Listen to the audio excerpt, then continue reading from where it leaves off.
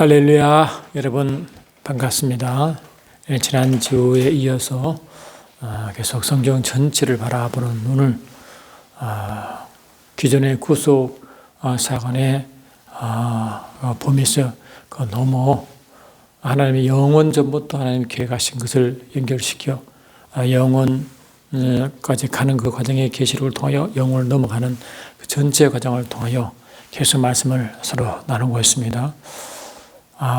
지난주에도 말씀을 드렸지만 성경 전체의 구조는 성경을 보니까 창세기부터 그 다음에 율법을 지나 예수님의 이 땅의 사역을 지나 성령이 내림으로 교회의 시대를 지나 요한계시록으로 가는구나라고 우리가 성경 구조로 되어 있지만 왜 하나님이 요한계시록 마지막 책에 새 예루살렘의 성으로 마치는지, 그리고 창세기 1장에 모든 피조물 마지막 하나님의 작품인 아담을 만들어 삼위일체 하나님의 형상대로 다시 하나님의 삼위일체 하나님을 덤도로 이렇게 만드셨는지, 그리고 아담에게 첫 번째 명령이 왜 선악과를 먹게 하지 말랐는지, 근데 선악과를 먹고 난 뒤 결과가 창세기 3장 22절처럼 선과 악을 아는 그게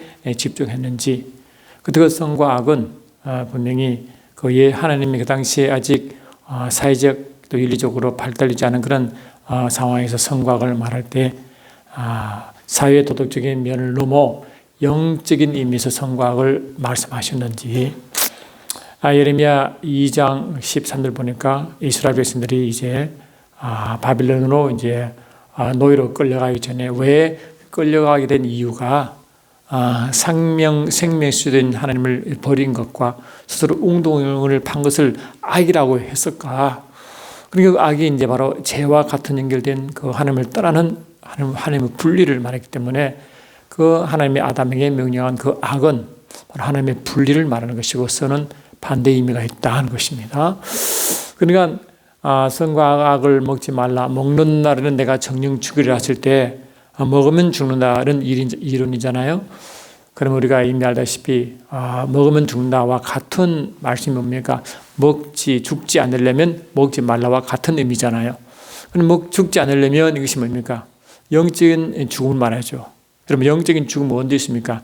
하나님은 분리잖아요. 분리. 그게 근본 죄라 하잖아요. 하마르티아라고 말이죠. 그래, 하나님과 분리.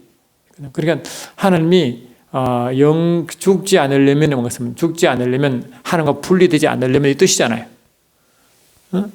하나님과 함께 있으라 이 뜻이잖아요. 그러니까 하나님과 함께 있으라, 하나님과 분리되지 말라, 이게 아담에게 준 명령이었습니다. 그걸 보고 영생하라는 말로 요약할 수 있다고 말씀드렸어요. 그런데 우리가 이미 전번 시간 말씀드렸듯이 우리가 이 구속 신학에서는 영원전의 하나님의 계획을 이렇게 말하죠. 여기에 보면 제가 요약을 해놨는데, 이 구속 신학에서 이게 하나님의 이 계획을 이렇게 요약한 것입니다. 일반 계획과 특별 계획을 나눈다고 말씀드렸고, 그 특별 계획을 하나님의 예정으로 말하여 구속, 하나님의 죄사함을 예정으로 연결시켜 놨다고요. 그러다 보니까 영원전부터 구원받을 자와 구원받지 못할 자의 예정이 거기서 나오는 거예요. 그건 그렇지 않다는 겁니다. 왜냐하면 그렇게 될 것 같으면 하나님의 주권에 큰 문제가 발생한다. 주권이라는 것은 피조물의 형편과 처지를 상관하지 않고 하나님이 주도적으로 일하는 거잖아요. 주도적으로 하나님의 거룩하신 하나님의 믿음대로 하나님의 계획하신 대로 주도적으로 이끌어 가시고 모든 피조물은 그 주권에 순종하게 되어 있잖아요. 근데 만약에 하나님의 특별 계획으로 예정이 구속으로 연결시켜버리면 인간의 죄에 빠져 있는 인간의 구원이라는 피조 세계의 형편이잖아. 그 주의자의 형편을 따라가지고 하나님이 특별 계획을 해버리면 이 주권의 의미가 없죠. 왜? 하나님이 이 피조 세계에 있는 그 상태를 해결하려고 하나님이 예정할 거니까, 계획하시니까. 이러면 이 주권이 아니라 이 피조 세계의 형편을 따라가게 된 하나님 주권이 되기 때문에 이런 진정한 의미의 주권이 되지 못한다는 겁니다. 그런데 여러 번 말씀드렸지만 진정한 하나님의 주권은 에베소 1장 11절과 요한계시록 4장 11절처럼 하나님이 영원전에 자신의 뜻을 정하시고 뜻대로 행하시는 주독주이거든. 그리고 모든 만물도 그분 뜻에 따라 존재하고 보존되고 창조되고 말하잖아. 그러니까 진정한 의미의 그런 주권은 그런 주권을 이루어 나갈, 그리고 그 주권이 펼쳐질 그런 하나의 플레이그라운드로 피조 세계가 존재한다고 말씀드렸는데, 그 피조 세계가 하나님의 주권을 따라가기 때문에 그 하나님의 주권을 이루어가기 위한, 하나님의 일을 이루어가기 위한 그 예정과 택정함이 바로 하나님의 시각, 계시적 경륜 시각에서의 주권과 예정과 택정을 말하는 거. 그게 원래 맞아요. 그래야 성경 전체 흐름이 맞잖아, 영적으로도. 그래서 이제, 근데 이제 구속 신화에서 하나님의 작정은 하나님 일반 계획으로 묶어서 이 작정이라는 이름을 했고, 그 작정이 하나님의 영원한 계획과 목적을 이루기 위하여 한다고 이야기하고 있고, 모든 그 사건이 하나님의 그 일반 계획 속에 다 포함되다고 믿는 거예요. 모든 것이 미리 다 하나님의 뜻대로 다 하도 됐다는 것이. 그렇게 해버리면 사단이 이루어온 일, 인간의 잘못을 이루어온 일도 하나님이 이미 정한 걸로 되기 때문에 굉장히 큰 오해를 불러일으킵니다. 그렇지 않죠? 사단의 일을 하나님이 계획하시는, 하나님이 아시지만 계획하지는 않죠. 우리의 악한 일도 하나님 아시지만 계획하지 않죠. 인간의 범죄도 하나님이 계획하지 않았죠. 천사 타락도 하나님이 계획하지 않았죠. 할렐루야. 그러니까 계획하지 않지만 하나님 다 아십니다. 하나님이시기 때문에, 전지하시기 때문에 아시지만 하나님이 계획하시고 미리 정하지 않습니다. 근데 그런 것까지 다 포함한 의미가 구속신앙에서 하나님 작정이 되어버리면 우리가 이에 대한 이런 반론이 많을 수밖에 없다고 말씀드릴 수 있어요. 근데 지난 시간에 말씀한 것은 이렇게 이제 하나님은 영원전의 뜻을 정하시고 자신의 믿음을 가지고 계속 주도적으로 일하시는 그 모든 운영 체계, 운영 계획을 하나님의 경륜이라 말씀드리고, 이것은 하나님의 자신의 일을 위해서, 하나님의 뜻과 계획이니까 하나님의 뜻을 위하여, 목적을 위하여, 일을 위하여 행하기 때문에 그런 겁니다. 그러면 여러분, 이제 우리가 성경 66에 나왔으니까 하나님의 어떻게 일이 있습니까? 구약 백성들은 하나님이 함께 하시고 하나님의 뜻대로 행하면 그 모든 전쟁식이 있고 부하고 형통했잖아요. 아멘. 근데 하나님이 하나님과 상관하지 않고 우상을 섬기고 나가면 패배했고 삶이 힘들어지고 하나님의 진노가 그게 뭔가 이스라엘 역사잖아요. 그래, 하나님의 일은 하나님과 함께 하는 그 모든 일이 하나님의 일에 포함되는 거예요. 안 그래요? 그러니까 이 하나님의 일은 결국 뭡니까?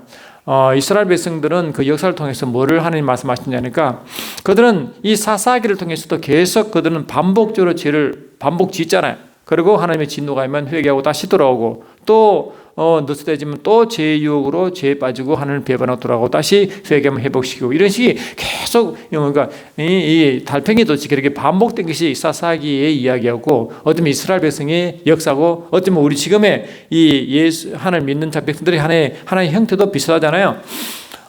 그런데 하나님은 그런 상황을 보고 뭘 말하느냐? 특히 에스겔서 같은 거 보면요, 나중에 에스겔 성전과 연계되지만 에스겔 성전은 이 땅에 속하지 않은 사람의 손으로 짓지 아니한 하나님의 성전이잖아요. 그게 나중에 이제 하늘 예루살렘 성을 이제 예비하고 되는데, 거기 보면 이스라엘 백성들이 하나님을 자꾸 떠나서 우상을 섬기니까 하나님이 뭘 말씀하시느냐?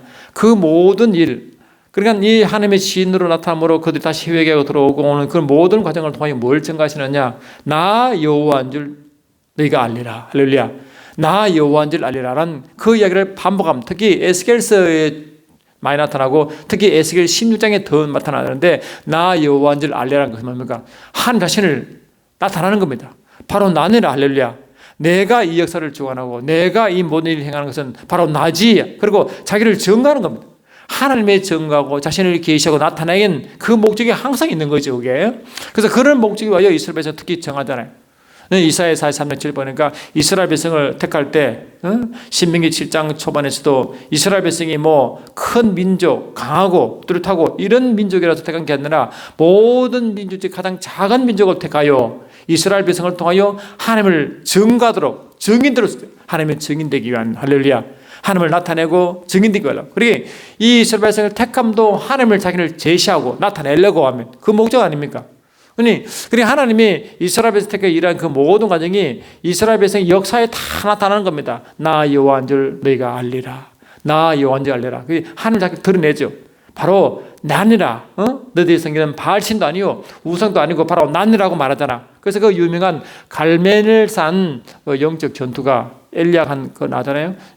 아세라신과 바알신 850명을 다 죽이는 사건인데, 그때 이스라엘 백성이 여호와가 참신인지 그들이 섬기는 바알신이 참신인지 모를 때, 그때 하나님이 엘리야를 통하여 주의 심정으로 그 심판한 사건이 바로 그 사건 아닙니까? 그때 이 바알도 주 뜻이, 제가 했지만 바알도 주인 뜻입니다. 또 여호와 하나님 여호와도 주인 뜻입니다. 그러니까 같은 주 뜻인데 진정한 주가 누구시고 진정한 하나님 누구, 참 하나님 누군가를 밝힌 거잖아요. 참 하나님이 밝힌다는 것은 참 주인이 왕이 누군지를 알고 그 밝히는 것 똑같은 것입니다. 그것 때문에 뭡니까? 이 엘리야를 통하여 참신, 참 주인은 하나님이라고 증거했지 않습니까? 그래서 엘리야가 여호와를 증거했다고요. 하나님이 이스라엘 백성을 택한 목적과 똑같이 말이죠. 그렇게 이제 그래 하나님은 항상 역사를 통하여 뭘 말씀하기 원하시느냐? 나 여호와, 구약은 여호와시고 지금은 하나님이겠죠. 하나님 아버지고 예수님이겠죠. 그러니까 하나님을 나타내고 하나님을 계시하고 나타내고 증거하기 목적이 항상 그 속에 들어가 있어요. 핵심 목적이 뭐냐? 하나님의 핵심 목적은 자신의 이름을 증거하는 겁니다. 자신을 증거하는 겁니다. 할렐루야. 모든 역사를 증거하는 이가 누군지를 증거하는 겁니다. 그래서 우리가 주님이 그랬죠. 제자들이 주께 말했죠. 주님께 말했잖아요. 주님 어떻게 기도합니까? 라고 기도하는 법을 알려주니까 주님이 그 유명한 주기도문을 알려주잖아요. 그 주기도문을 생각할 때 땅에 먹고 마시고 입는 것을, 그는 이방인들 구하니까 그렇게 기도하지 말라 하시고, 뭘 말씀하시냐? 너희는 이렇게 기도하라 하시고, 하나님의 이름이 거룩히 여김을 받으시며 라고 먼저 기도하라. 그래 하나님 이름을 뭐라고? 거룩히 여기심을 받으시오라고 이렇게 기도하라. 하나님의 이름을 먼저 기도하라는 겁니다. 할렐루야. 그렇잖아요. 그리고 너희는 먼저 그의 나라와 그의 의를 구하라고 말했잖아요. 그의 나라와 그의 의 할 때 이 그의 나라가요, 물론 하나님의 통치하는 나라가 그의 나라고, 그의 의는 뭐냐? 하나님은 옳은 네 하나님의 일을, 동시에 하나님은 우리의 의가 하나님이라고 예레미야서 말하고 있어요. 우리의 의 곧 하나님이라고 말하잖아요. 그러니까 다시 말하면 그의 나라와 그의 의를 구하는 것은 뭐냐? 하나님과 그의 나라를 구하라고 똑같은 말씀이에요. 또 다른 말로 주의 일을 구하라면 똑같은 말이에요. 그러니까 주님과 그의 나라, 주의 일을 구하라 혹시 이 마태복음 6장 3절 주님의 주기도문의 핵심이었다고요. 그러니까 그 핵심이 뭐냐? 하나님을 구하고 그의 나라를 구하고 그의 일을 구하는 것이기 때문에 그것이 뭐와 연결되어 있다고? 하나님 이름과 연결되어 있다는 겁니다. 그것이 뭡니까? 하나님 이름을 드러내고 그분의 일, 곧 영광을 드러내라, 이 뜻이거든요. 그 핵심이. 그것이 뭡니까? 바로 증인이에요. 증인. 그래서 하나님은 항상 증인되기를 원하시고, 이스라엘 백성도 목적이 여호와의 증인, 교회의 목적도 뭘까? 그래서 성령으로 거듭나게 하고 성령을 주신 이유가 주 예수를 증인으로 삼기 위해서였잖아요. 주 증인. 그러니까 주님의 증인은, 주님은 결국 아버지를 증거했으니까 곧 아버지 증인이요, 삼위일체 하나님의 증인이었다고요.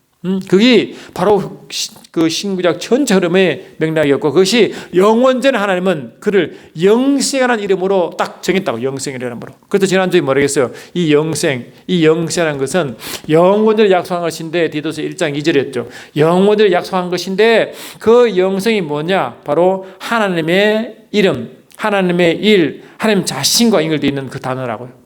그래서 영생이 뭐냐? 우리가 지금 이 영생이, 영원전의 영생은 죄도 악도 없는 상태이기 때문에 하나님만 계신 상태잖아요. 그때 하나님이 영생을 약속한 이유가 뭐냐? 하나님의 계획과 뜻의 기본 베이스가 뭐냐? 하나님의 작정의 기본 베이스가 뭐냐? 그게 영생이래요. 영생. 그러니까 그때 영생은 죄와 악도 상관없는 영생이기 때문에 이것을 예수님이 그 영생을 가지고 오셔서 영생을 설명한 것이 뭡니까? 요한복음 17장 3절이잖아요.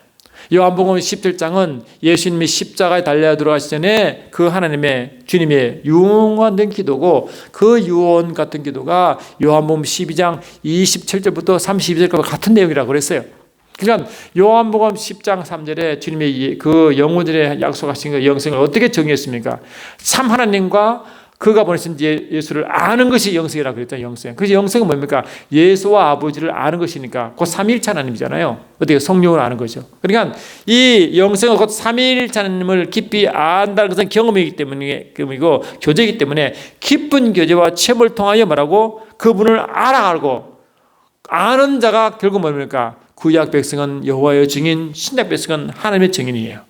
아시겠죠? 그러니까 이 영생은 정인과 연결되어 있고 하나님의 일과 그분을 드러내는 계시와 연결되어 있다니까요. 이게. 그러니까 이 영생이 단순히 그냥 우리가 죄를 빠진 자들이 이 하나님의 생명이 끊긴 자들이 그 생명을 취하는 사건을 넘어서 원래 죄와 악이 없는 상태에서 영생은 그런 의미라고 말씀드렸죠. 그것이 뭡니까?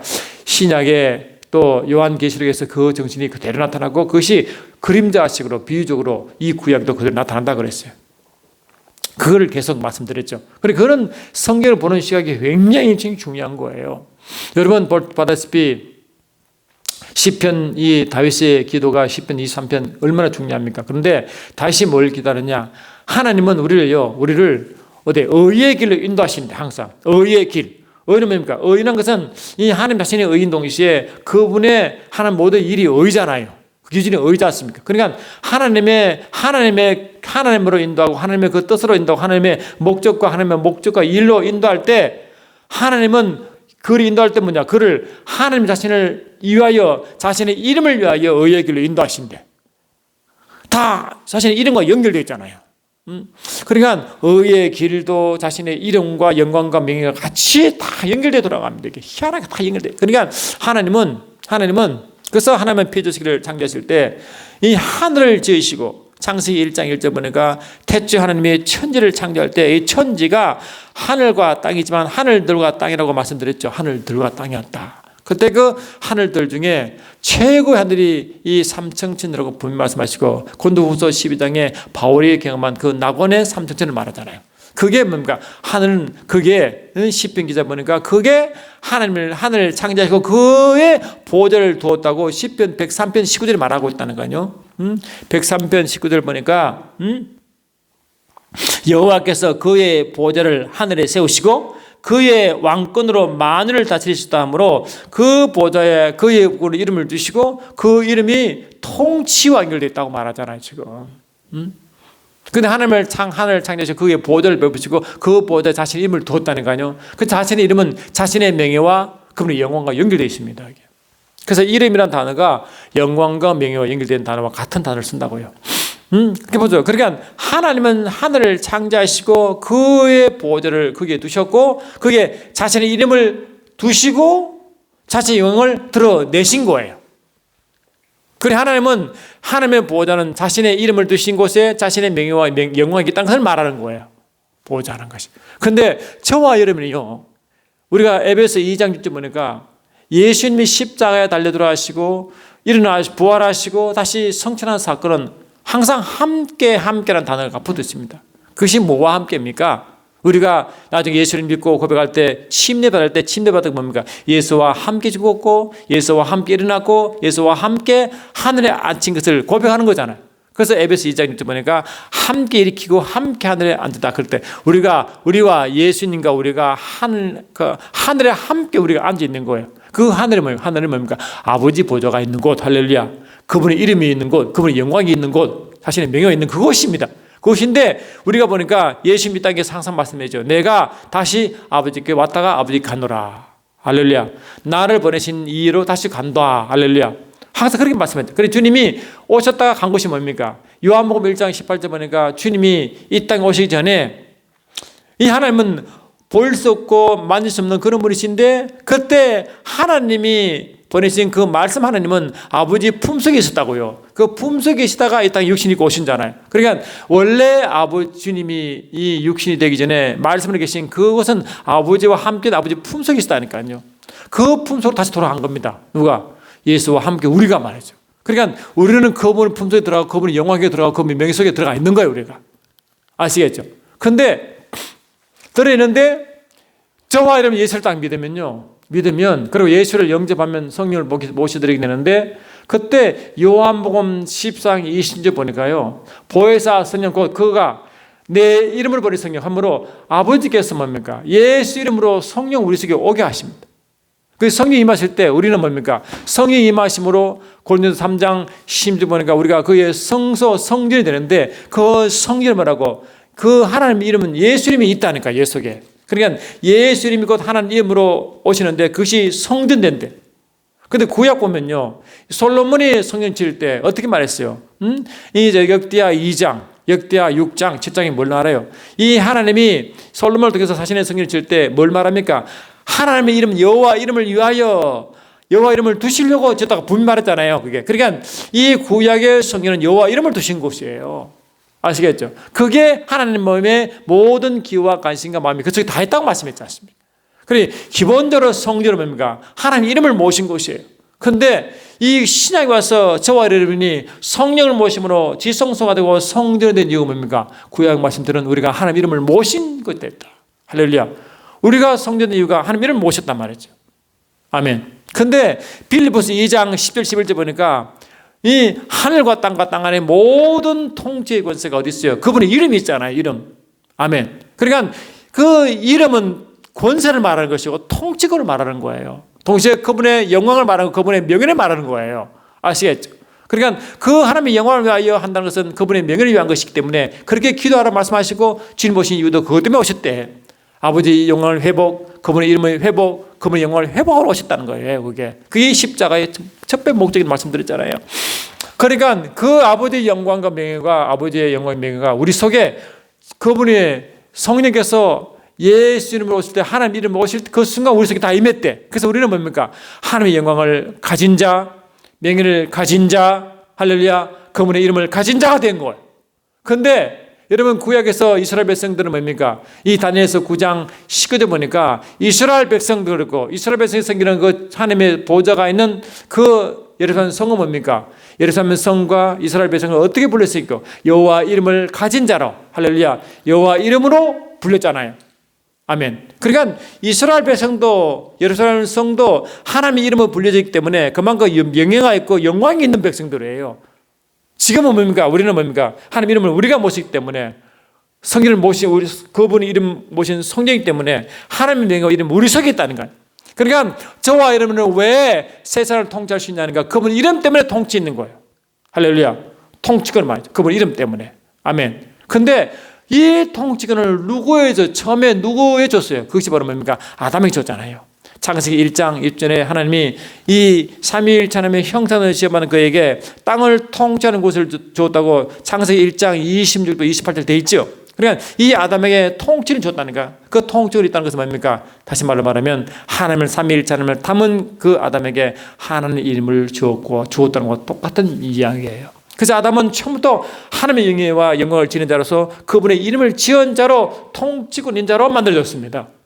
이해하십니까? 이 엄청난 사건이죠. 근데 누가복음 3장 38절 보니까 이 아담을 하나님의 아들로 창조도 말하자. 하나님의 아들로. 처음 창조될 때 하나님의 아들로 창조한다니까요. 저와 여러분이 새로운 창조, 하나님 우리를 새로 창조할 때 저와 여러분이 성령을 모시므로 하나님의 아들 되는 권세를 주었죠. 아들 되잖아요. 아들이 되잖아요. 아들이 되는 권세 있잖아요. 요한복음 1장 12절처럼 말이죠. 그러니까 하나님의 아담을 창조할 때 모습처럼 저와 여러분도 새로운 창조할 때 우리가 아담처럼 통치과 그 이름을 모신 자로 창조한다니까요. 같은 맥락이에요, 이게. 할렐루야. 그래서 이게 굉장히 이런 관점이 굉장히 중요한 거예요. 그래서 하나님은 자신의 경륜, 자신을 이제 하나님은 자신의 뜻을 위하여, 자신의 목적을 위하여, 자신의 이름을 위하여, 자신의 영광을 위하여, 자신의 명예를 위하여 모든 것을 이제 운행하시는데 그 모든 운행 계획이 하나님의 경륜이라고 말씀드리고 그 핵심이 자신을 증거하고 자신을 계시한 목적이기 때문에 계시적 경륜이라고 이름 붙인 것입니다. 계시적 경륜이다. 할렐루야. 그래서 이 계시적 경륜이 거기에서 나왔다. 이제 왜 이 계시적 경륜 신학에 붙은 이유가 이제 아시겠습니까? 이런 전체 성경 흐름을 보는 눈이 있어야만이 성경 제대로 이해한다니까요. 이 아담에게는 그를 하나님 아들을 창조하시고 하나님의 씨가 요한일서 3장 9절 보니까 하나님께로 나신 자마다 죄를 짓지 아니하나니 이는 하나님의 씨가 그 속에 있다 했더라. 그러니 하나님이 하나님으로 이제 다시 태어난 자, 하나님의 지으신 자가 처음에 아담이었잖아요. 우리 안에요. 그게 뭡니까? 다 하나님의 시가 있다는. 아담에게는 삼위일체 하나님의 형상이 있었고, 우리는 뭡니까? 예수의 형상이 있잖아요. 할렐루야. 그게 창조의 목적 같은 거 아니에요? 왜? 그게 하나님 이름을 모시고 아담에게도 그 통치의 권세가 있었고, 누가복음 4장 6절 보니까 모든 영광과 그 권세가 아담에게 있었던 그 암시하는 그거 아니에요. 그것이 아담이 하나님 말씀을 불순종하고 마귀를 따라간 바람에 마귀에 넘겨갔다고 말하고 있잖아요. 그게. 그러니까 아담에 그런 게 있었다니까요. 그러니까 그걸 딱 보면 그렇구나. 이것이 그렇게 이제 시작되는구나 해서 이제 쭉 나오는 건데, 근데 여러분 알다시피 이 아담은 이미 뭘 예언하느냐? 하나님이 영원전에 그분의 이제 작정에 의하여 하나님의 경륜을 계획을 청사전을 이렇게 계획하시는데, 그 청사전을 이루실 그분, 그 청사전을 계시할 분을 미리 정하여, 그것이 뭡니까? 바로 삼위일체 하나님의 한 위이신 말하고 말씀 하나님이십니다. 그분이 오셔서 아버지의 계획, 아버지의 청사전을 나타내고 계시하고 이루실 그분을 정하신다. 그게 뭡니까? 예정입니다. 그래서 예수님은 예정된 분이세요. 아버지의 청사전 이루시고 계시할 분으로 예정된다고요. 그걸 보고 택하심과 예정의 말을 예수께 먼저 쓰임 받습니다. 아시겠죠? 그리고 영광스러운 것은 뭡니까? 똑같은 택하심과 하나님의 부르심을 받은 자가 그 몸된 교회입니다. 그래서 이 예정이라는 단어는요, 이 죄와 상관없을 때는 이미 예정이 주권과 연결되어 있다고 말씀드렸잖아요. 근데 그 예수님이 첫 번째 예정을 입으신 분이고, 왜? 그 아버지의 블루프린트, 아버지의 청산을 이루시고 계시할 분이기 때문에 똑같이 그 일을 감당하시고 그 일을 완성할 도달한 기간을 정해주니 그것이 뭡니까? 몸된 교회입니다. 그게. 그 교회가 예정의 단어를 쓴다고. 왜? 그 교회는 예수의 형상을 본받은 자고 예수와 하나 된 기관으로 하나님을 이미 예정하신다고. 그것이 로마서 8장 29절의 그 유명한 예정설입니다. 한번 보세요.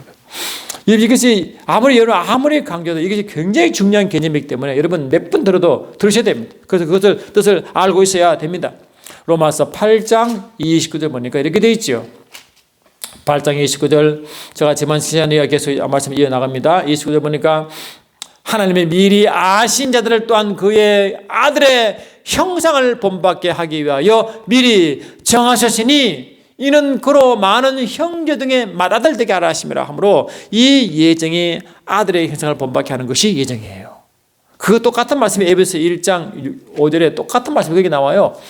에베소 1장 5절 보니까 그 깊은 뜻대로 우리를 예정하사 예수 그리스도 말미암아 자기의 아들들이 되게 하셨으니 그 예정의 아들과 연결되어 있잖아.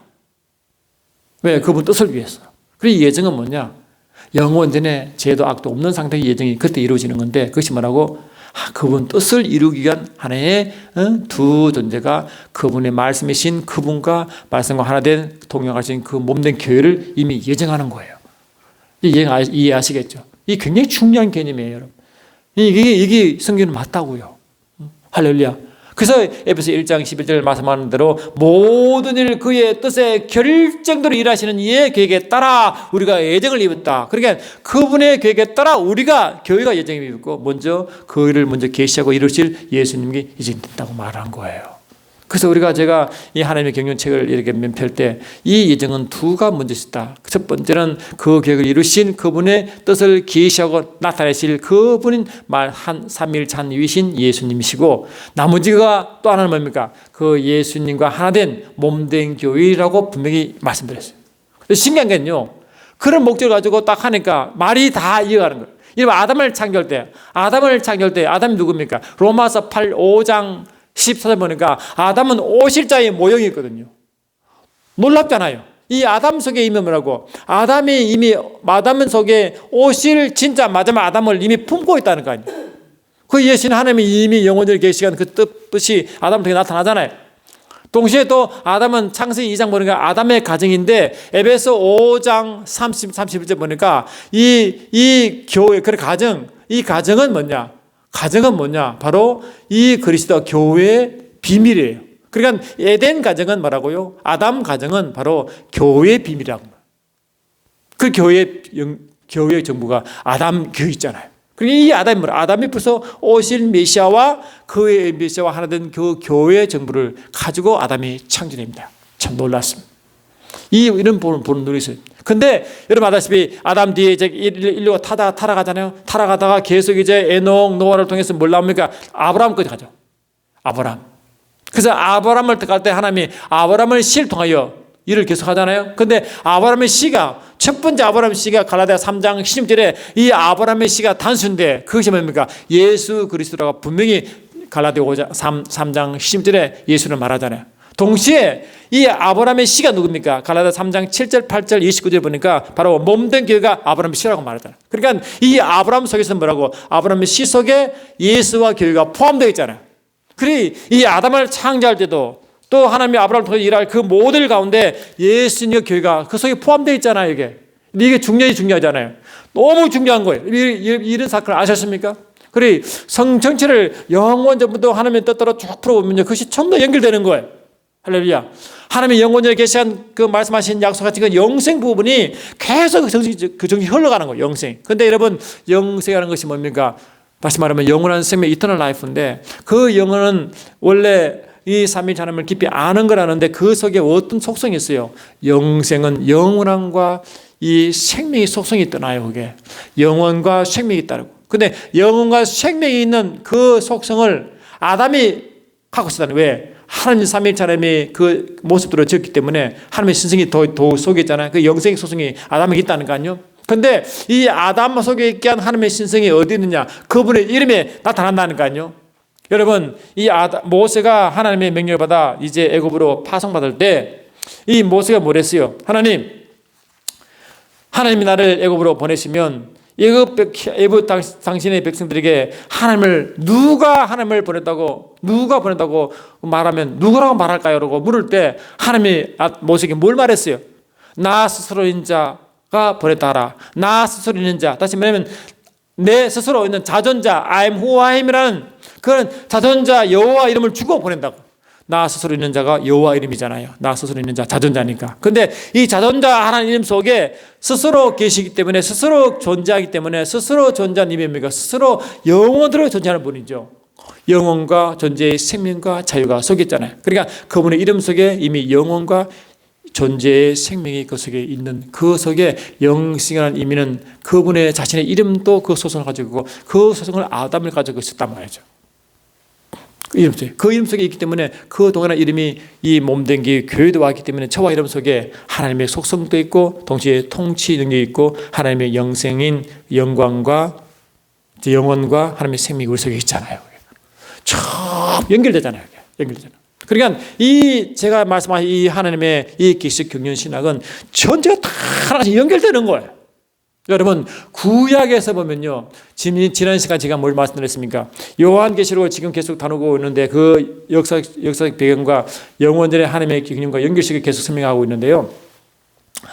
이스라엘 백성들이요, 그쪽에서도 하나님이 말씀하실 때 이스라엘 역사를 통해서 하나님은 뭘 말합니까? 에스카탈레즈라고 하나님은 뭘 말하겠어요? 하나님은 정말로는 계속 말하는 거예요. 그래서 우리가 이 이스라엘 백성은 왜 이 계시록 할 때 왜 이스라엘 역사, 이스라엘 사건이 왜 많이 등장하냐 보니까 이스라엘 모든 그 이야기가 하나님은 종말의 날, 이 세상 마지막 날 그것을 영적으로 이미 속에 심어놨다고. 그리고 구약에서도 이런 종말 사상이 당연히 있었겠죠. 왜? 그것이 신약이 이루어질 사건이니까 말이죠. 그리고 구약에서도 이 종말론이 당연히 있죠. 왜? 그 구약의 신약에 이루어질 일이니까. 그 신약은 뭡니까? 구약의 그 약속한 종말론이 그대로 이루어지는 것을 확인하는 것이죠. 아시겠죠? 근데 그것을 좀 더 뜯어보면 무엇이 있느냐 하면은 구약의 종말론은 주를 뭘 말하냐니까 이 이름은 구약의 목적이 예수 오심을 예언하잖아요. 요한복음 5장 39절 말씀 그거잖아요. 오실 메시아의 증인 아닙니까? 그러니까 이 구약은 메시아의 오실 메시아의 증인인 것입니다. 그러니까 구약 종말은 뭐냐? 이 메시아에 대한 대망을 말하고 그 메시아가 통치한 메시아 왕국을 말하는 거예요. 이 구약의 이 종말론이에요. 그리고 구약은 이 메시아가 올 것이다, 그분이 통치할 것이다라는 이 사상이 구약의 전체적인 전체적인 종말론의 사상입니다. 그러면 그것을 구약의 종말을 이루은 신약 어떻습니까? 그러면 오셔서 일어나가죠. 주님이 통치한 나라가 하나님 나라 아닙니까? 그러니까 하나님 나라의 시작과 하나님 나라의 완성이 신약의 종말론의 포인트입니다. 근데 구약뿐 아니라 성경 전체를 그걸 보는 눈이 없으면 이 성경 전체와 계시록을 연결시킬 수 없다고요. 또한 성경 전체 내용과 계시록을 연결시키는 것을 하나님의 영원전에 말씀하신 하나님의 자신의 계시적 경륜의 신학을 모르면 왜 성경이 이렇게 구성되었을까? 이유를 모른다니까요. 이유. 여러분 미안하지만 구속신학에서는 이 성경 말씀 그대로 말했지 왜 이렇게 구성되는가 이유를 말했지 않았잖아요. 그냥 창세기 3장에 인간이 타락하고 인간을 구속할 구속상호는 말했지 영원히 하나님 자신의 계시 말씀을 별로 안 했잖아요. 솔직히 어느 것이 더 큽니까? 죄의식 때문에 구속이 단지 필요하지만 구속의 목적을 말하지 않았잖아요. 구속의 목적이 뭐냐? 응? 이 십자가 사건은 요로마서 3장 20절 말씀처럼 모든 사람의 죄를 지었음에 하나님 영광에 이르지 못하던 것처럼 제3의 목적이 아니라 그분의 영광에 이르는 것이 목적이라고 분명히 말씀드렸잖아요. 그 십자가의 목적이 뭐냐? 제3의 끝이면 안 됩니다. 부활을 통하여 영광에 이르는 것이 목적인 것입니다. 다시 말하면 회복이죠. 회복. 구약은 십자가는 확실한 회복입니다. 영원전에 약속하신 것을 이루실 그리고 그 영원의 계획을 이루실 완성하실 그 백성에 대한 회복이 십자가라가요. 그 십자가 목적은 뭐냐면요. 우리 신앙은 그 반통만 하는 거예요. 너무 부족한 상태에 있는 거예요. 그렇게 이제 그렇게 연결되는 것입니다. 그러니까 이 하나님은 우리가 구원 딱 받아가지고 구원받으면 주님이 우리를 보고 야 구원받았으니 천국에 있는 것이다라고 끝나지 않고 이 에베소서 2장 10절 말씀 보니까 뭐라고 했어요? 우리가 하나님의 선한 일을 위해서 하나님의 선한 일을 위해서 지어받았다.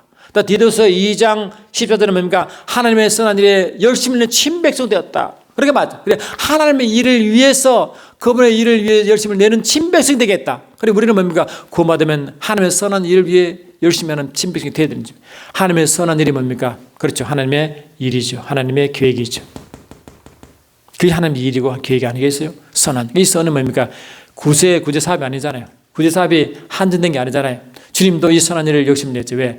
이 사도행전 10장 38절 보니까 하나님 나타난 예수에게 성령과 능력으로 기름 부으심에 제가 두루다니시고 선한 일을 행하시고 마귀의 눈자를 고치시더니 이는 하나님 저와 함께 하십니다.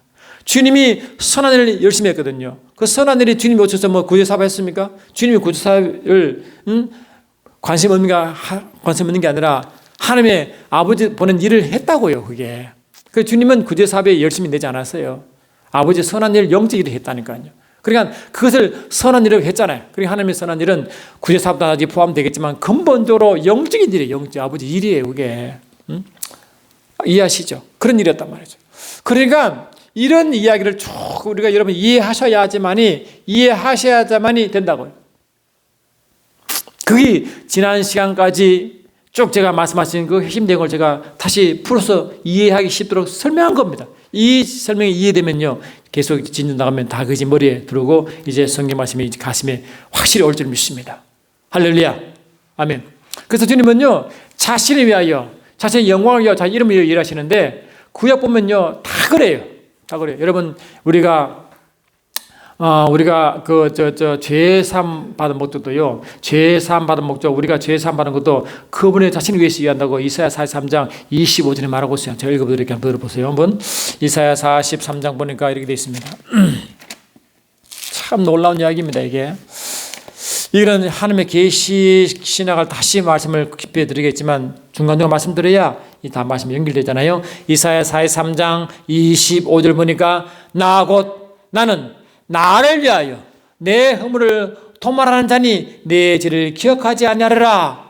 하나님은 우리 죄사함 우리를 죄에서 회복시킬 때도 죄 용서하시고 회복시킬 때도 나하고 나를 위하여 하나님 자신을 위해서 한다니까요.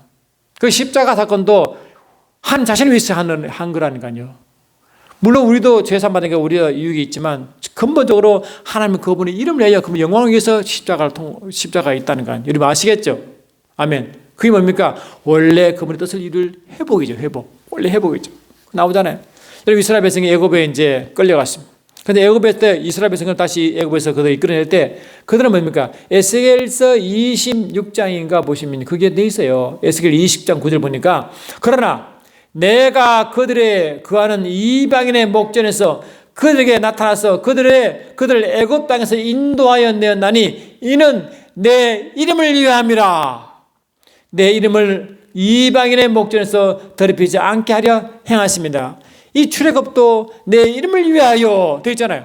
그 출애굽도 여러분 이스라엘 백성이 막 고통 가운데 부르짖으니까 그들을 구원했지만 근본적으로 내 이름을 위하여 이방인들에게 하나님 이름을 모독하지 않도록, 왜? 이스라엘 백성이 하나님 이름으로 부르짖기 때문에 하나님 이름과 명예가 그 속에 있다 했잖아요. 근데 이스라엘 백성이 그렇게 핍박받고 그러면 하나님 이름을 모독받는다는 거예요. 그래서 자신의 이름을 위하여 이끌어냈다고 분명히 에스겔 20장 9절에 못 박아놨습니다. 그리고 이 출애굽도 그렇지만 이스라엘 백성이 70년 동안 바벨론 살면서 다시 회복되잖아요. 그 바벨론 회복도 이렇게 되어 있어요. 보니까 이렇게 되어 있습니다. 에스겔 39장 25, 26 보니까 그러므로 나 주 여호와가 말하노라. 이제 내가 내 거룩한 이름을 위하여 열심을 내어 야곱의 사로잡힌 자를 돌아오게 하며 이스라엘 온 족속에 긍휼을 베풀지라. 그들이 그 땅에 평안히 거하고 두렵게 할 자가 없게 될 때에 부끄러움을 품고 내게 범한 죄를 뉘우치리라 하면 이 바벨론에서 돌아오게 할 때도 하나님의 이름을 위하여, 할렐루야, 이름을 위하여 죄사함도 이름을 위하여, 바벨론 포로에서 돌아올 때도 회복도 이름을 위하여, 바벨도 바로 왕 앞에서 구출할 때도 이름을 위하여, 할렐루야, 그 이름을 위하여. 그래서 주기도문도 아버지 이름을 위하여, 할렐루야, 십자가 상도 이름을 위하여.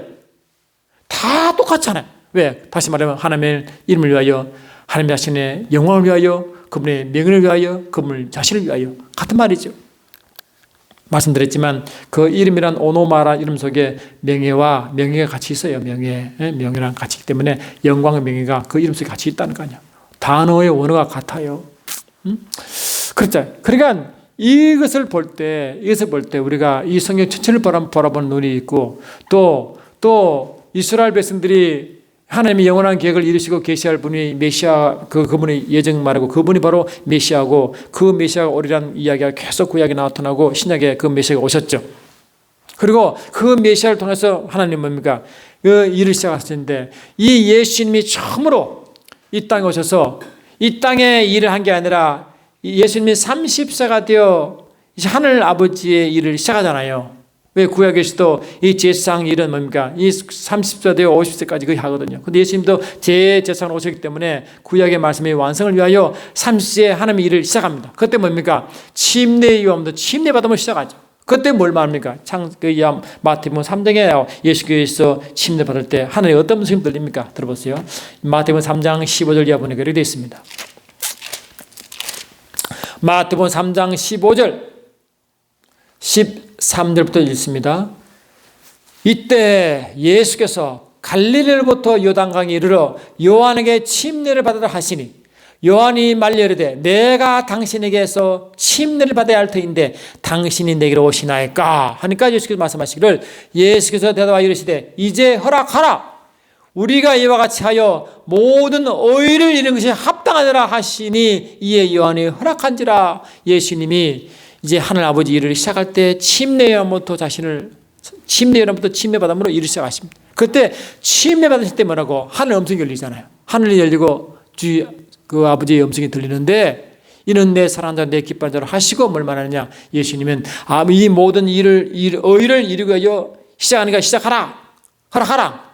그러니까 이 침례 요한이 내가 침례를 주는 것은 예수님이 죄가 있어 회개한 메시지 아니라 하나님의 이런 침례를 통하여 예수님이 이 땅에 오셔서 아버지 일을 향하는 한 통로 허락을 악을 대음으로 허락합니다. 그 예수님은 이 침례를 통해서 이 땅의 일을 아버지 일을 시작하는 하나의 터닝 포인트, 그 시작이었는데 그것이 뭡니까? 처음 시작이 모든 의를 이루기 위하여 모든 의를 이루기 위하여. 근데 의가 뭐예요? 의를 이루기 위하여 의가 뭐예요? 주님이 그 주기도문에도 그의 나라와 그 의를 그 같은 의잖아요. 그 의가 뭐예요? 그러니까 죄에서 의도 있지만 근본적으로 의가 예레미야 보니까 하나님 자신이 의이기 때문에 그분을 구하는 거예요. 다시 말하면 이 땅에 하나님이 알 수 없는 그 하나님과 분리된 것을 하나님과 연결시키려, 할렐루야, 하나님의 길을 연결시키려 그 의를 시작하는 거예요. 그 십자가 사건은 뭡니까? 하나님의 의를 이룬 완성입니다. 다시 말하면 하나님과의 가는 아버지를 알고 발견하시는 그 길을 열어신 것이 의예요. 의. 그게 의입니다. 그게. 당신은 또 아버지를 만나 그 아버지 자신을 구하는 것이 의예요. 그러니까 이것이 의를 위하여 처음씩 출발하는 거예요. 하나님께서. 아멘. 그러니까 이런 예수님 왜 침례 받으셨나? 침례할 때 왜 모든 의를 시작하려고 하셨나? 왜 십자가에서 그 의의 완성인지 왜 선포하셨나? 그를 전체적으로 흐름을 아셔야 주님이 일하신 포인트 또 완성하신 포인트를 제대로 이해하는 거예요. 여러분 구속 상황에서 이런 이야기 들어보셨습니까? 솔직히 그런 이야기 할 필요가 없어요. 왜? 그 원래 그 설명 과정이 그게 아니니까 말이죠. 성경은 다 나와 있지만 어떻게 그걸 강조하지 않았잖아요.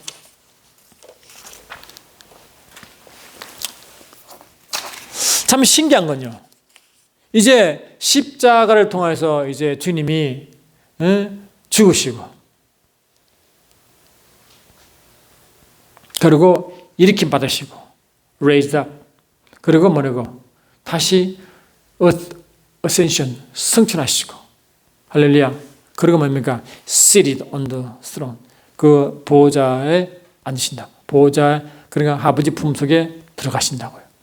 들어가시는데 그때 이 하나님과 함께한 백성 다시 말해 하나님의 형제된 그 백성들 저와 여러분의 교회가 예수와 함께 아버지 우편에 있다고요. 그게. 우리 영이 말이죠. 아멘. 그 같이 있다고요. 같이 있게 된다고요. 그러니까 그 아버지 품속이 낙원을 표현한 그곳인데 그것이 한 나라의 핵심이잖아요. 아멘. 그 나라의 핵심이요. 예수 믿고 성령을 받으면요. 그 나라가 우리 속에 또 임해요. 마태복음 12장 29절 보니까 내가 성령의 능력에 힘입어 귀신을 내어쫓는 것이면 이미 너 속에 이미 있단 말씀하셨고 할렐루야.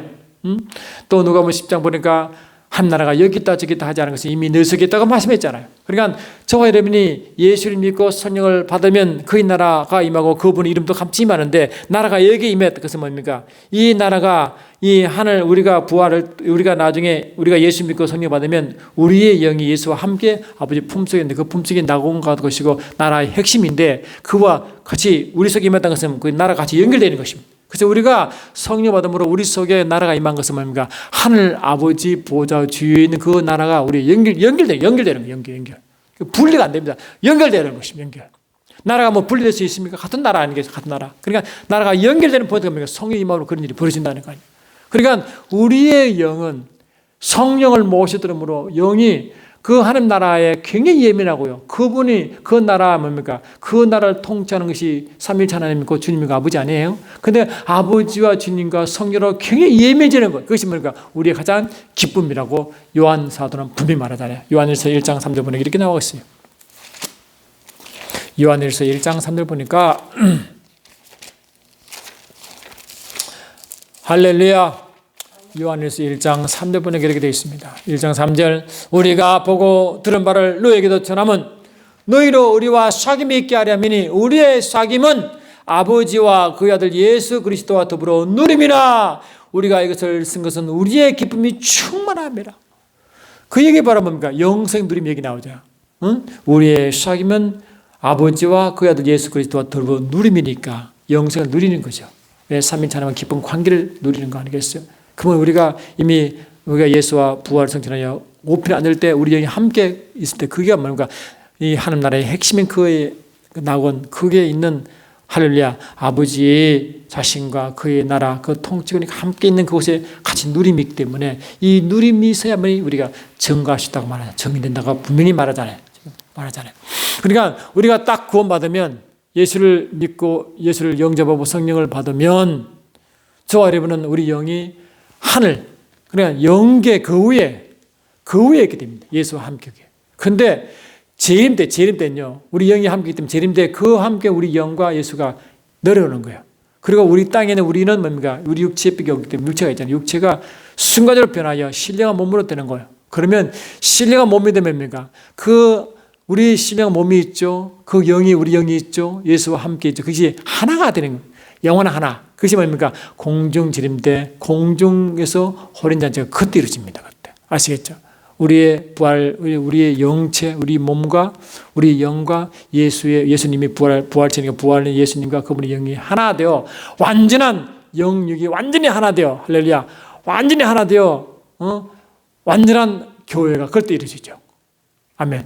완전히 하는데요. 그때 이 베살로니가 4장 17, 18 이하 보니까 그때 주님과 만나 영원히 함께한다. 완전한 합일체로 완전한 누림이 그때 이루어져. 그것이 뭡니까? 이 땅에서 주님이 재림하자 지상으로 그대로 내려오셔서 이 지상에서 대영적 전투, 아마겟돈 전쟁이 나죠. 그 전쟁이 끝나고 천년 동안 이 땅에서 주님과 함께, 다시 말하면 구약 백성들이 그렇게 원하던 메시아 통치가 그때 완성이 됩니다.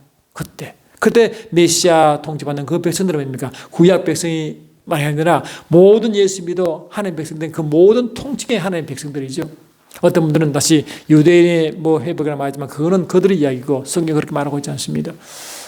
그래서 우리가 딱 예수 믿으면 이 성령으로 그분의 이름이 오고 그분의 나라가 임하고 우리 영은 그 우편에 예수와 함께 있고 재림 때 그 우리 영과 육체가 부활되었던 육체가 하나가 되어 그 공중에서 혼인자 되어 예수가 주님과 함가 되어 이 땅에 지상에 내려와 이 땅에서 뭔가 천년 동안 주님과 영원 동안 이 메시아의 통치받으며 메시아의 왕국이 완성되는 거예요. 그리고 메시아의 왕국이 완성이고 그것이 구약에 말씀하신 그 메시아의 왕국의 완성이 그때 이루어지는 것입니다. 그 구약에 그렇게 바라던 메시아의 왕국의 종말론이 그때 이제 완성되는 겁니다. 할렐루야. 그 나라의 완성이죠. 같은 거 아닙니까? 그러니까 하나님 나라는 그 아들의 나라요 또 우리의 나라와 같이 임하기 때문에 같이 하나가 되어 있는 것과 같은 설명이다 하는 것입니다. 그래서 제가 이렇게 그래서 이제 그것이 나중에 뭡니까? 나중에 이 땅에서 천년왕국이 딱 끝나면 이제 계시록 보시면 20장 그 이해 보니까 이제 천년왕국이 끝나자마자 이제 곡감하고 견정이 이루어집니다. 그리고 동시에 주님이 백보자 심판에서 복심판이 끝나고 이 땅에 임한 그 나라가 아버지께 다시 받침받습니다. 고린도서 15장 24절에 이 땅에 임한 그 한 나라가 다시 메시아 통치기라는 그 나라가 아버지께 받침받고 이 모두 우주는 소멸됩니다. 왜? 불로 다 소멸되고 이 지옥 불로 화하고 그 하늘나라의 신천신지의 그 새 예루살렘 성이 완성되는 그 완성이 뭡니까? 이 땅에 이루어진 그 나라가 아버지께 받침받은 그 나라가 바로 새 예루살렘 성이 되어 새 하늘에서 새 땅으로 내려오는 그런 모습이 뭡니까? 그게 새 예루살렘 성의 모습이라고 요한계시록 21장 2절고 9절로 분명히 나와 있어요. 요한계시록 21장 2절 제가 말씀드릴게요. 여기 나와 있다. 요한계시록 21장 2절 또 내가 보면 거룩한 성 예루살렘이 하늘에서부터 하나님께로부터 하늘에 내려오니 그 준비한 것이 신부가 남편에 의해서 된장한 것 같더라. 이 신부죠, 신부. 구절 보니까 7 대접을 가지고 마지막 7장을 담은 7 천사 중 하나가 나와서 내게 말하 이르되 이리 오라 내가 신부 곧 어린 양의 안을 내게 보리라. 이렇게 이제 뭡니까? 이게 바로 뭡니까? 이 어린 양의 은혜 신부 곧 새 예루살렘 성이다. 성령으로 나를 데리고 크고 높은 산에 올라가 하나님께로부터 하늘에 내려오는 거룩한 성 예루살렘을 보이니 이것이 바로 어린 양의 아내다라고 말하잖아. 할렐루야. 그 어린 양의 아내가 뭡니까? 그래서 이 땅에 나라가 이면 그게 교회죠, 교회. 그 교회가 고린도서 15장 24절에 아버지께 마지막으로 받침받은 그 나라 받친 것이 하늘에서는 새 예루살렘 성이 되어 그때 비로소 새 예루살렘 성이 완성이 되고 우리는 그분의 일부이자 그분 안에 같이 들어가 사는 그런 관계가 이루어진다. 아시겠죠? 그런 부분은. 그렇게 다 연결됩니다. 그러니까 이 하나님의 영생 부분이요. 이렇게 하나님과 함께하는 그 영생이 맨 마지막에 이제 예언하셨다가 영원에 정하셨다가 아담을 통하여 계시하셨다가 구약 전체가 이런 구약 주제가 뭡니까? 쉐마 이스라엘, 슈브 이스라엘, 샤마 이스라엘 아닙니까? 그래서 회개 돌아라 예루살렘에 돌아라 샤마 이스라엘, 슈브 이스라엘, 이스라엘 돌아오라 슈브 이스라엘, 이스라엘 그러면 샤마 이스라엘 여호와와 함께 있자. 하나님의 천막들 완성인 함께 있는 임마누엘 그를 말하잖아요. 그런데 그것이 구약 전체 사상이 뭡니까? 신약 요한계시록이 완성이 되잖아요. 그게 할렐루야.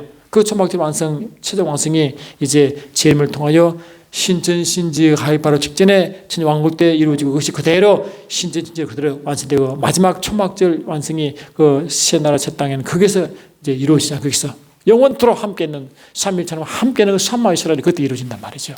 그런데 그런 부분을 우리가 제대로 이해하면 야 성경이 굉장히 이게 재밌네. 할렐루야. 전체 흐름이 하나님의 영화하신 계획과 그대로 다 연결되네. 아멘. 아니 곳곳에 이상한 것이 없고 다 연결되어 가는구나.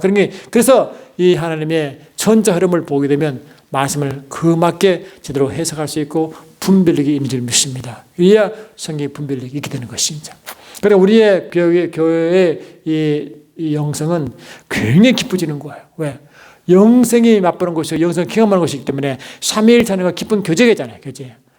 체험과 교제와 만남, 그가 교제 아니면 교제. 깊은 누림이잖아요. 그러니까 이 몸된 교회는 깊은 삼위일체의 교제에 들어가게 되고 만남과 누림이 있기 때문에 그 영성은 감당을 못하는 거예요. 그러니까 이 땅에서부터 삼위일체 하나님을 누리고 그 나라의 통치를 누리고 맛을 보기 때문에 나중에 천국은 가서 완전한 맛을 보겠지만 이 땅에서부터 누리기 때문에 이 몸된 교회는 그 누림을 통해 정인되는 거예요. 정인. 그의 나라의 정인, 그분의 정인. 할렐루야. 그러니까 이 교회 영성은 얼마나 강력하겠어요. 그러니 몸된 교회의 영성은 성령이 운행하신가 기름 부으심 때문에 강력한 것입니다.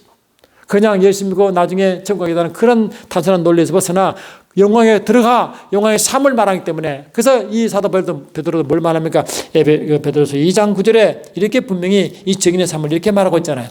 베드로서 2장 9절 보니까 이렇게 말하고 있습니다. 그러나 너희는 택하신 족속이요 왕같은 제상들이요 거룩한 나라요 그의 소유가 된 백성이니 이는 너희를 어두운 데 불러내어 그의 귀한 빛에 들어가게 하신 이의 아름다운 덕을 선포하게 하심이라 라고 했잖아요. 그래 어두운 영적 어둠에서 그 귀한 빛이 영광이잖아요. 영광에 들어갔죠. 우리가 이미 말씀드렸잖아요. 그 영광에 들어가서 그 아름다운 덕을 선포하기 때문에 왜? 그게 선포가 정인이 삶이잖아요. 전파 정인이니까 아름다운 덕을 선포한다는 거. 이 아름다운 덕이라는 것은 이 덕이 뷰티와 엑셀런시 아름다움과 탁월함인데 하늘나라의 아름다움 아버지의 탁월함을 나타낸다고요. 그게 정인 아닙니까? 할렐루야. 그게 정인이 뭡니까? 이 땅의 삶에서 이루어지기 때문에 이미 우리의 영광의 삶을 살며 영광을 나타내는 자 아닙니까? 그 나라의 정인, 삼위일체 하나님의 정인, 또 예수 아버지의 정인, 할렐루야. 그렇게 이 땅에서 누림이 그렇게 이루어지는 거예요. 그러니까 뭡니까? 이 모든 정인은 성령으로 이루어져요. 성령으로. 성령에게 임하시면 내가 권한을 받고 성령으로, 그러니까 기쁜 성령으로 건난 자가 성령 받음으로 성령으로 그의 나라를 누리고 아버지의 삼위일체를 누리고 그 성령으로 드러내는 삶이 뭡니까? 누림과 증인의 삶이라고 말하는 줄 믿습니다. 그것이 계속적으로 계속 나오는 거예요. 이 영원전에 하나님 약속하신 영생, 아담의 영생하라. 그 다음에 구약 전체의 영생의 의미를 말하고 신약에서 예수께서 오셔서 아버지와 삼위일체와 깊은 관계를 맺는 영생을 이루고 이 교회가 그 영생의 삶을 누리다가 증거하다가 영원한 영생인 그 신지 세일삼성을 들어가서 완전히 영생으로 맺지 맞는 전체 흐름이 뭐라고? 성경의 전체 흐름이에요. 그게 성경의 짜임새 아시겠죠? 보세요. 성경이 저렇게 흘러가잖아요. 아 그렇구나. 하나님의 영원한 계획 영생이 그 영원전부터 계속 흘러서 요한계시록까지 가서 신지 세일삼 성으로 마치는 이유가 다 하나님이 영원한 계획과 똑같이 연결되어 있구나. 계획과 과정과 완성이 그대로 되어 있구나. 이해하시겠죠? 그러므로 저와 여러분도 이것을 아시고 이제 다음 시간에는 더 이제 계시로 깊이 들어갈 텐데 오늘로서 이제 이 성경 전체 구절을 간략하게 말씀드리고 싶은 것은 여러분 하나님의 이 경륜 책을 꼭 읽어보시고 그 속에 더 깊은 곳에 더 상세히 말하기 때문에 다시 보시고 했으면 좋겠습니다. 그리고 제가 그 강의로 또 이렇게 쫙 나와 있는데 기도세계의 강의록, 경륜의 강의록, 계시록 강의록, 창세기 강의록 다 강의록 다 있어요. 그걸 좀 보시고 하면 얼마나 좋을까 합니다. 그래서 이 성경 전체의 구절을 하나님의 영원한 계획과 연결시켜 말씀드리고 전체 흐름을 이렇게 하나님의 영광의 계시 부분을 연결시켰기 때문에 그런 부분 아시고 계속 앞으로 이 요한계시록 하실 때 따라오시면 큰 유익이 될 줄 믿습니다. 사랑하는 주님 그렇습니다. 매 순간순간 영광이 나타나고 영광이 계시되게 하옵소서. 예수 이름으로 기도드립나이다. 아멘.